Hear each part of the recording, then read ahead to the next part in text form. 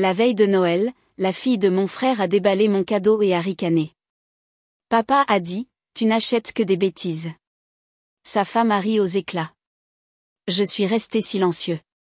Cette nuit-là, j'ai bloqué leur carte de crédit.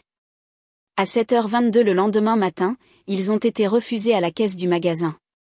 Et c'est là que j'ai su que ce serait gênant dès l'instant où je garerais ma voiture devant la maison de mes parents et que je verrais le tout nouveau SUV de mon frère dans l'allée. Le même frère dont j'avais discrètement payé le loyer le mois dernier et sa facture d'essence. Mais Dieu nous garde de le voir déclasser son véhicule ou, pire encore, me remercier. La veille de Noël était toujours une danse étrange pour moi. Sourire, hocher la tête, faire comme si je ne savais pas qu'il parlait dans mon dos. C'était mon frère, Jean-Luc, sa femme, Sandrine, et leur adorable diablesse de 10 ans, Léa. Ma fille, Chloé, s'accrochait à ma main tandis que nous montions les marches vers la porte. Elle avait 7 ans et possédait encore cette douce innocence qui me donnait envie de la protéger de tout, y compris de ma propre famille. Elle serrait dans sa petite main un sac qu'elle avait décoré elle-même. À l'intérieur se trouvait un bonhomme de neige en argile qu'elle avait confectionné pour maman. Il avait l'air d'avoir fondu au micro-ondes, mais il était mignon parce que c'était elle qui l'avait fait. Mes parents nous ont ouvert la porte comme d'habitude. Trop joyeux. Les yeux de maman ont balayé les cadeaux dans mes mains et elle a fait son petit fredonnement habituel. Pas de bonjour, juste ce fredonnement déçu comme si elle s'attendait à plus. À l'intérieur, Jean-Luc était déjà installé sur le canapé, une bière à la main, comme s'il habitait là. Sandrine était assise à côté de lui, parcourant son téléphone, me jetant de temps en temps des regards comme si je sentais mauvais. Léa était assise au milieu du salon, entourée d'une montagne de cadeaux, dont aucun n'attendait d'être ouvert. J'ai déposé mes boîtes modestement emballées sous le sapin. Mes cadeaux n'étaient pas tapés à accent grave-l'œil, mais j'avais pris le temps de les choisir. Des choses bien pensées, des choses que je pouvais me permettre. Après avoir aidé Jean-Luc à payer ses factures, j'ai donné à Léa son cadeau, un kit de coloriage avec des crayons aquarelles, des carnets de croquis et un kit de fabrication de bijoux. Elle l'a déchiré et a immédiatement fait la moue. Papa dit, tu n'achètes que des bêtises. Silence, sauf les rires de Sandrine. Elle a ri si fort, son rire résonnant comme si sa fille venait de raconter la blague de l'année. Jean-Luc n'a pas dit un mot. Il m'a juste souri comme si nous étions de retour au collège et qu'il m'avait jeté le visage dans la neige. Mes parents, rien. Pas un mot. Maman a cligné des yeux comme si elle ne savait pas si elle devait gronder Léa ou être d'accord avec elle. Papa a regardé le plafond. Je n'ai rien dit. Je suis juste restée là. Chloé m'a serré la main et a levé les yeux vers moi, confuse. Cette nuit-là, j'ai attendu d'être de retour dans ma chambre, chez eux. Oui, chez eux. Parce qu'ils insistaient pour que nous restions tous dormir. J'ai ouvert mon ordinateur portable et je me suis connectée au compte joint que j'utilisais pour gérer les factures de Jean-Luc. J'ai bloqué toutes les cartes, désactivé les prélèvements automatiques, changé les mots de passe, fermé la ligne de crédit d'urgence qu'ils utilisaient, au cas où. À exactement 7h22 le lendemain matin, tandis que je sirotais mon café et regardais Chloé jouer tranquillement avec ses poupées, Jean-Luc et Sandrine étaient humiliés à la caisse du magasin de jouets trop cher où ils s'étaient précipités à la dernière minute. Maman a fait irruption dans le salon, son téléphone à la main, le visage rouge, me demandant si j'avais trafiqué les comptes de Jean-Luc. Je n'ai pas répondu. Au lieu de cela, je me suis tournée vers Chloé et lui ai demandé si elle voulait faire une promenade avant le petit déjeuner. Elle a hoché la tête. J'ai quitté la pièce sans un mot de plus. Nous n'avons pas marché loin, juste autour du pâté de maison. Il n'y avait que le bruit de la neige sous nos bottes. Chloé me tenait la main sans dire grand-chose, mais je pouvais voir qu'elle pensait à ce que Léa avait dit. Elle a finalement levé les yeux vers moi et a demandé doucement, « Pourquoi elle a dit que ton cadeau était nul ?» Je ne savais pas comment expliquer la cruauté qui se transmet comme des héritages. Comment cela commence par des parents qui trouvent des excuses et se termine par des enfants qui pensent qu'il est acceptable d'humilier les autres. Alors, j'ai juste dit qu'elle avait tort. Quand nous sommes rentrés à la maison, la tension nous a frappés comme la chaleur d'un four.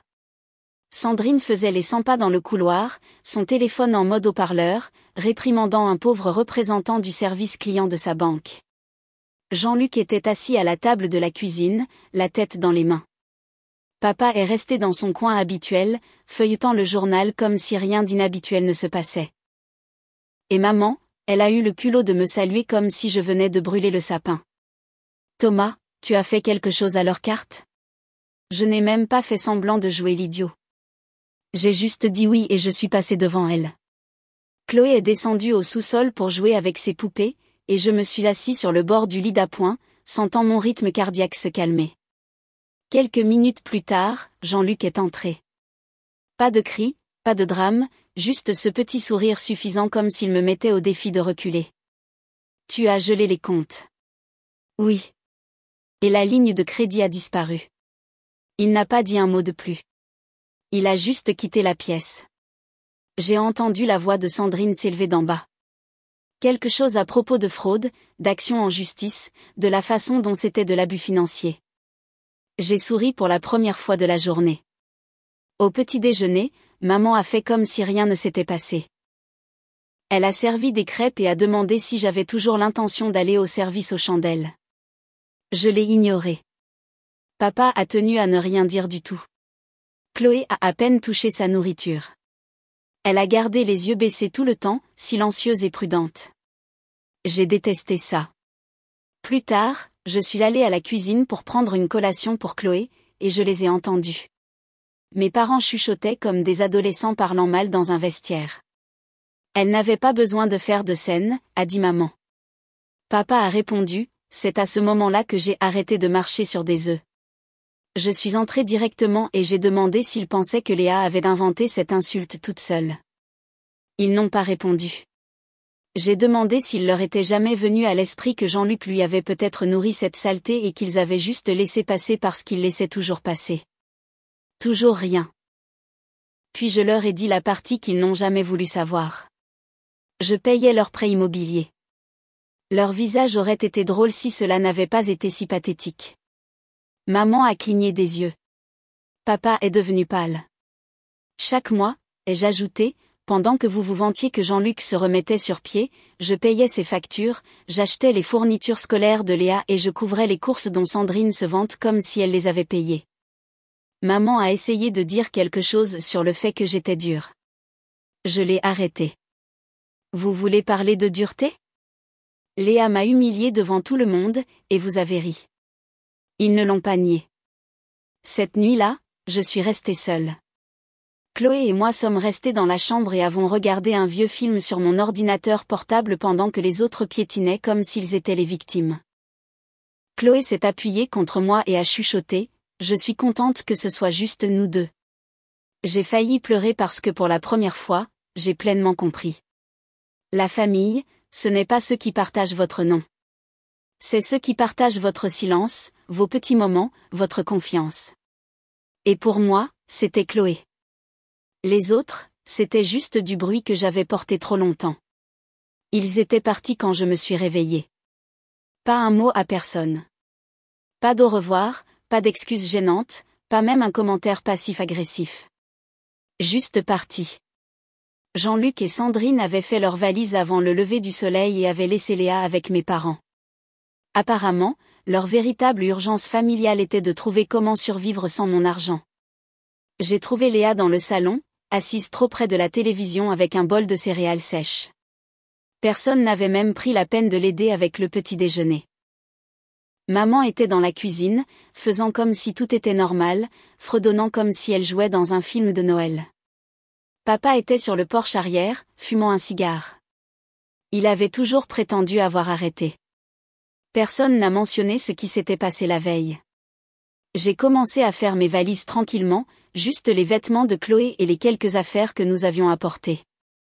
Maman a remarqué et a demandé si nous partions tôt. Je n'ai pas expliqué. J'ai juste dit oui. Elle m'a suivi jusqu'à l'allée, tenant une tasse de café comme si nous avions une conversation décontractée. Tu sais, a-t-elle dit, ton frère traverse une période difficile. Peut-être aurais-tu pu gérer les choses différemment. Peut-être, ai-je dit, mais je ne l'ai pas fait. Elle a froncé les sourcils comme si je la décevais pour la énième fois et s'est retournée sans un mot de plus. Pas de câlin pour Chloé, pas d'au revoir, elle est juste rentrée comme si elle avait du linge à faire. Chloé et moi avons roulé en silence pendant un moment. Elle a regardé par la fenêtre et a demandé si nous pouvions installer nos propres décorations même si Noël était presque terminé. Je lui ai dit que nous pouvions les laisser toute l'année si elle voulait. Elle a souri et a dit, juste nous deux la prochaine fois. D'accord. C'est là que j'ai décidé, plus d'invitations. Plus de partage de vacances, plus d'arrivées avec des cadeaux soigneusement choisis pour être ricanés ou ignorés. Je ne le faisais plus. Je n'allais pas élever Chloé dans ce genre d'environnement où les personnes les plus bruyantes et les plus impolies étaient toujours excusées, et les silencieuses étaient censées porter le poids. Nous nous sommes arrêtés dans une petite boutique sur le chemin du retour et avons acheté des guirlandes lumineuses et quelques ornements violets. Chloé a choisi un petit renne en peluche et l'a appelé « Crêpe » sans raison. Nous avons ri tout le trajet jusqu'à la maison. Cette nuit-là, après qu'elle soit allée se coucher, j'ai vérifié mon téléphone. Des dizaines de messages et d'appels manqués. Jean-Luc, on comprend. D'accord. Tu peux débloquer les comptes maintenant ? On a des factures. Sandrine, tu nous punis pour quelque chose qu'un enfant a dit. Tu as besoin d'aide. Maman, je sais que cela a été difficile pour toi, mais ne jette pas ta famille par orgueil. Jean-Luc a besoin de toi. Léa a besoin de stabilité en ce moment. Stabilité. Ils utilisaient ce mot comme si je n'avais pas été la seule raison de leur stabilité au départ. Je n'ai pas répondu. Au lieu de cela, j'ai ouvert l'application bancaire et j'ai commencé à tout fermer pour de bon. J'ai fermé le compte d'épargne joint, annulé les virements automatiques, me suis retiré de toutes les connexions que j'avais à leur désordre. Puis je suis allé plus loin. J'ai contacté le propriétaire de la location de Jean-Luc. Il s'est avéré que j'étais toujours répertorié comme co-signataire du bail, quelque chose que j'avais oublié avoir accepté il y a des années. J'ai envoyé les documents pour me retirer. Le lendemain, Jean-Luc a appelé. J'ai laissé sonner. Il a laissé un message vocal. Ce n'est plus drôle. Ils disent qu'on pourrait être expulsé. Tu veux que Léa soit sans abri ? C'est ça que tu veux ? Je l'ai écouté 2 fois, non pas parce que je me sentais coupable. Je voulais me souvenir du ton de sa voix quand il a réalisé. La gratuité était terminée. Chloé et moi avons passé la journée à installer les lumières autour de l'appartement. Elle a insisté pour qu'elles aillent autour des fenêtres, et quand nous avons eu fini, elle a éteint toutes les lampes juste pour les regarder briller. Nous nous sommes assis par terre en mangeant du pop-corn au micro-ondes et en regardant un vieux dessin animé, et elle s'est appuyée contre moi et a dit « C'est le meilleur Noël ». Et d'une certaine manière, ça l'était. Pas de faux sourires, pas d'insultes cachées derrière les rires. Pas de prétention, juste nous deux enfin en paix. Je n'avais pas eu de nouvelles de Jean-Luc ou de Sandrine depuis 5 jours. Le plus long silence d'eux depuis des années. Pas de SMS, pas de messages vocaux, pas de culpabilisation, juste un calme bienheureux. Chloé et moi avions trouvé un rythme. Dessins animés le matin, bricolage l'après-midi, dîner, juste nous deux. Pour une fois, nos vies semblaient nous appartenir. Puis, un jeudi matin pluvieux, j'ai reçu un appel d'un numéro que je ne reconnaissais pas. Est-ce Thomas Mercier ? Oui, c'est moi. C'est Madame Dubois du service de facturation du district. Nous appelons pour faire suite au solde impayé des frais de scolarité de Léa Dubois. J'ai gelé. Elle a continué comme si c'était un appel de routine, comme si elle ne venait pas de me donner un coup de poing. Vous êtes toujours répertorié comme la partie responsable. Nous avons envoyé 2 avis mais n'avons pas reçu de paiement. J'ai dit, je n'ai rien signé pour Léa. Eh bien, a-t-elle dit, essayant clairement de rester polie. Vous êtes répertorié sur la demande. Il y a une signature. L'appel s'est terminé avec sa promesse de m'envoyer par email le formulaire d'inscription scanné. 10 minutes plus tard, il a atterri dans ma boîte de réception. Il y avait mon nom complet, mais la signature n'était pas la mienne. L'écriture était celle de Sandrine. Elle m'avait inscrit pour être financièrement responsable du programme périscolaire privé de Léa, quelque chose qu'il n'avait même pas mentionné à Noël. C'était près de 3 000 € de frais de scolarité impayés. Je suis restée là, incrédule.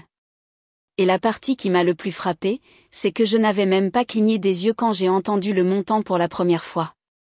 C'est à quel point j'étais habituée à être exploitée. Je me suis rendue directement au bureau du district scolaire et j'ai exigé de voir quelqu'un en personne. Une femme derrière le comptoir m'a regardé droit dans les yeux et a dit « Si c'est une fraude, vous devrez déposer un rapport de police et soumettre un affidavit notarié.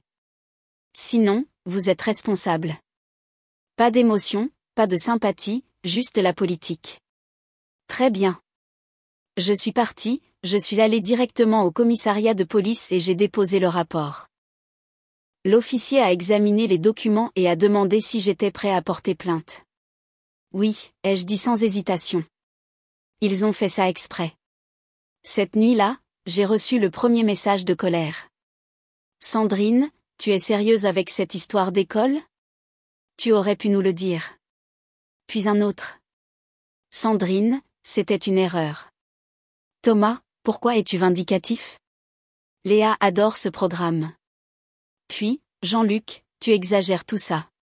Arrête de faire des histoires là où il n'y en a pas, mais ils savaient ce qu'ils avaient fait. Ce n'était pas une erreur.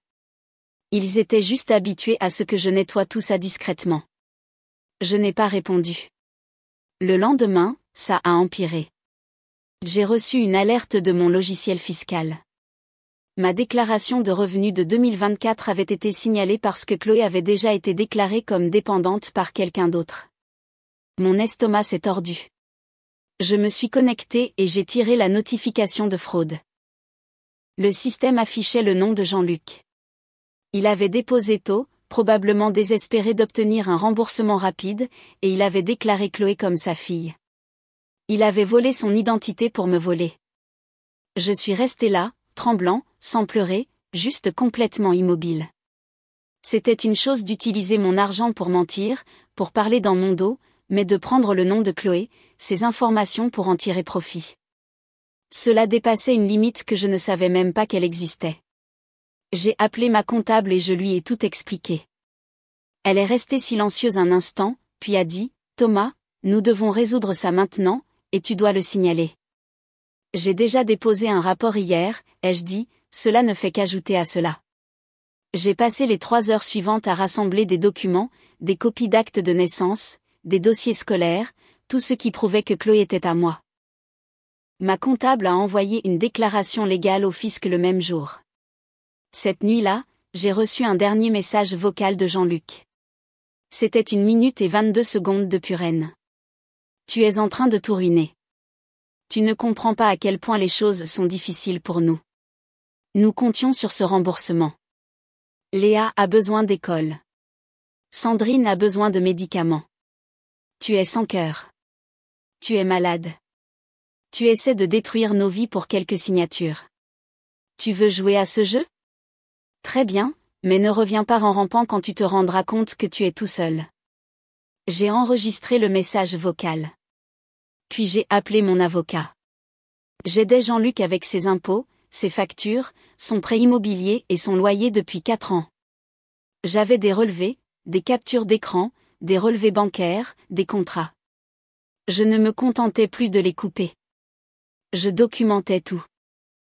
J'ai dit à mon avocat que je voulais déposer une injonction formelle de cesser et de s'abstenir. Je voulais me retirer définitivement de tous les documents légaux, financiers et de logement qui leur étaient liés. Et juste au moment où je pensais que la semaine ne pouvait pas empirer, une lettre est arrivée par la poste. Un avis d'une agence de recouvrement, une carte de crédit ouverte à mon nom il y a 5 ans. Une que je n'avais pas utilisée et que j'avais complètement oublié qu'elle existait, le solde était à son maximum. Le nom de Jean-Luc était répertorié sur le compte de l'utilisateur autorisé. Ils utilisaient mon crédit silencieusement en arrière-plan depuis des années. Tout s'effilochait et il était temps. Le pire de la trahison est de réaliser depuis combien de temps cela se passait pendant que vous ne faisiez pas attention. Je pensais que j'étais généreux, solidaire. Mais maintenant, je le voyais clairement.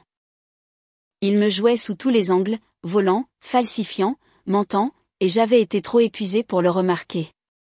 Le lendemain matin, je me suis assis à ma table de cuisine avec un bloc-notes et j'ai commencé à écrire tout ce dont je pouvais me souvenir. Chaque compte que j'avais ouvert pour Jean-Luc, chaque urgence de Sandrine. Chaque fois que mes parents me disaient d'être la personne la plus grande, la liste était longue. À midi, j'avais 4 ans d'exploitation silencieuse documentée avec des reçus, des captures d'écran et des sauvegardes numériques.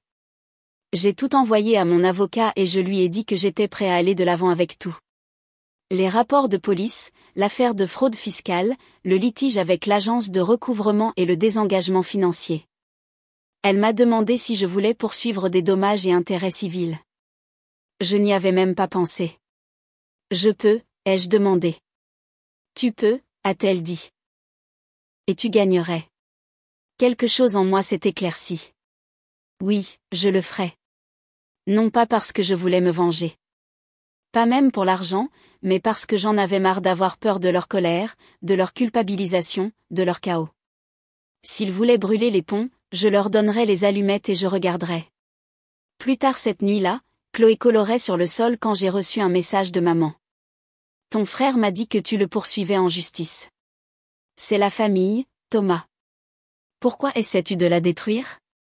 J'ai regardé le message pendant longtemps. Puis un autre est arrivé. Nous t'avons mieux élevé que ça. Non, ils ne l'ont pas fait. Ils m'ont élevé à croire que l'amour signifiait tolérer les abus, que le silence était une force, que la survie signifiait porter le fardeau de tous les autres, peu importe leur poids. J'ai tout désappris moi-même. Je n'ai pas répondu.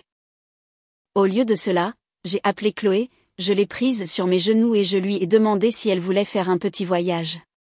Comme des vacances, a-t-elle demandé, les yeux écarquillés. Juste un week-end, toi et moi? Elle a hoché la tête si vite que ça m'a fait rire. Le lendemain, j'ai réservé un chalet à 2 heures de route, un endroit calme, entouré d'arbres où je pouvais respirer. J'ai éteint mon téléphone et j'ai fait nos affaires. Pas de SMS, pas d'appel, pas de drame, juste nous.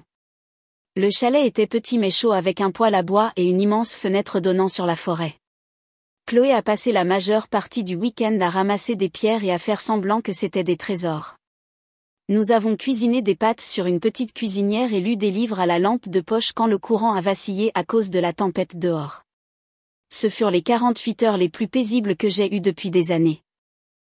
Quand nous sommes rentrés à la maison, j'ai rallumé mon téléphone. 37 appels manqués, des dizaines de SMS, un message vocal de Sandrine qui commençait par « Tu crois que tu as gagné » et se terminait par quelque chose qui ressemblait à de la mendicité. Puis un dernier message de Jean-Luc. J'ai perdu mon emploi. Les parents de Sandrine ne veulent pas l'aider. Nous allons perdre la maison. Vas-tu vraiment laisser cela arriver à ta propre famille? Oui, je le ferai. Parce que j'avais ma propre petite famille maintenant, juste moi et Chloé. Et plus il s'enfonçait, plus je me sentais léger. Mon avocat a appelé cette nuit-là et a dit que Jean-Luc avait finalement répondu à l'injonction de cesser et de s'abstenir. Non pas avec un avocat, non pas avec des excuses, mais avec une lettre manuscrite. Elle me l'a lue au téléphone. C'était pathétique. Il a blâmé Sandrine, a blâmé le stress, m'a blâmé, a dit qu'il ne savait pas à quel point les choses avaient empiré, a affirmé qu'il n'avait pas voulu faire de mal à qui que ce soit, a dit que Léa souffrait. Mais jamais, pas une seule fois, il n'a pris ses responsabilités. Je lui ai dit d'aller de l'avant avec tout. Geler ce qui pouvait être gelé. Déposer ce qui pouvait être déposé. Les effacer de tous les documents, de tous les comptes, de toutes les obligations. Brûler tout ça jusqu'aux cendres. Cette nuit-là, Chloé s'est endormie, la main dans la mienne. Et pour la première fois, j'ai ressenti quelque chose que je n'avais pas ressenti depuis des années. Libre. Les documents légaux ont été finalisés fin janvier. Tous les comptes que Jean-Luc avait touchés en mon nom ont été fermés. Toutes les charges frauduleuses ont été contestées. La plainte pour fraude fiscale était désormais en examen officiel auprès du fisc et j'étais désigné comme le seul tuteur légal de Chloé. L'agence de recouvrement a été informée du vol d'identité et j'avais un rapport de police pour étayer tout ça. Je n'étais plus lié à eux d'aucune façon et cela semblait irréel. Pendant des semaines, j'ai continué à attendre que quelque chose me tire en arrière. Un appel de maman, un message de Sandrine faisant semblant que rien ne s'était passé. Peut-être même des excuses bidons, dramatique et creuse, mendiant une autre chance. Mais il n'y avait rien. Puis, un mardi matin au hasard, j'ai reçu une enveloppe manuscrite. Pas d'adresse de retour. Je l'ai ouverte, m'attendant à un autre message culpabilisant de Jean-Luc. Ce n'était pas le cas. C'était de Léa. D'une écriture enfantine et tremblante, elle disait que Chloé lui manquait. Qu'elle ne comprenait pas pourquoi j'étais en colère contre ses parents. Que son père disait que j'étais méchant. Mais elle se souvenait que je faisais les meilleurs croque-monsieur. Elle a demandé si Chloé pouvait venir dormir bientôt. Je l'ai lu 2 fois, puis j'ai pleuré parce qu'au-delà de toute la colère et de la destruction, il y avait toujours une enfant prise au milieu, apprenant encore à qui être fidèle. Et je savais qu'elle ne faisait que répéter ce qu'elle entendait à la maison. Mais ça faisait toujours mal parce que ce n'était qu'une enfant. Une enfant à qui j'achetais du matériel d'art. Une enfant que j'aidais avec ses devoirs quand Jean-Luc et Sandrine étaient trop occupés à se disputer dans l'autre pièce. Je n'ai pas répondu. J'ai plié la lettre et l'ai mise dans un tiroir, non pas parce que je gardais espoir, mais parce que j'avais besoin du rappel que le pardon et l'accès sont 2 choses différentes. On peut pardonner à quelqu'un discrètement de loin. On ne lui doit pas sa paix. On ne lui doit pas sa présence. La semaine suivante, il y a eu une journée familiale à l'école de Chloé. Bricolage, maquillage, ces petites tasses de limonade qui coûtaient trop cher. Je l'ai regardé peindre un cœur tordu et écrire « Maman » au centre avec des paillettes violettes. Elle a levé les yeux vers moi avec ce sourire édenté et a dit « C'est toi et moi pour toujours. » D'accord. Après tout ce que j'ai perdu cette année, j'ai gagné une chose dont je ne savais même pas qu'elle me manquait. La clarté. J'avais passé tant d'années à maintenir cette famille unie, à retenir mon souffle pendant les vacances, à avaler les insultes, à faire semblant que l'amour était plus fort que le manque de respect. Mais j'ai finalement réalisé quelque chose que personne n'avait jamais dit à voix haute. On a le droit de s'éloigner des gens qui ne vous aiment pas comme vous avez besoin d'être aimé, même si c'est votre sang. Surtout si c'est votre sang. Je n'ai pas rendu la lettre. Je n'ai pas répondu au dernier message vocal que Jean-Luc m'a laissé 2 semaines plus tard. Celui où il a finalement admis qu'il était peut-être allé trop loin. Je n'ai pas envoyé de carte de Noël ni pris des nouvelles de mes parents ni appelé qui que ce soit quand l'anniversaire de Sandrine est passé. J'ai coupé le cordon et je n'ai jamais regardé en arrière. Chloé et moi avons commencé de nouvelles traditions. Nous avons accroché des guirlandes en avril, mangé des crêpes au dîner tous les vendredis, construit des cabanes en couverture, dit « Je t'aime » tous les jours. Même si nous allions juste à l'épicerie, nous n'avions pas besoin de grands discours. Nous avions juste besoin l'un de l'autre parce qu'à la fin de la journée, elle était la seule à me voir. Et j'apprenais enfin à voir.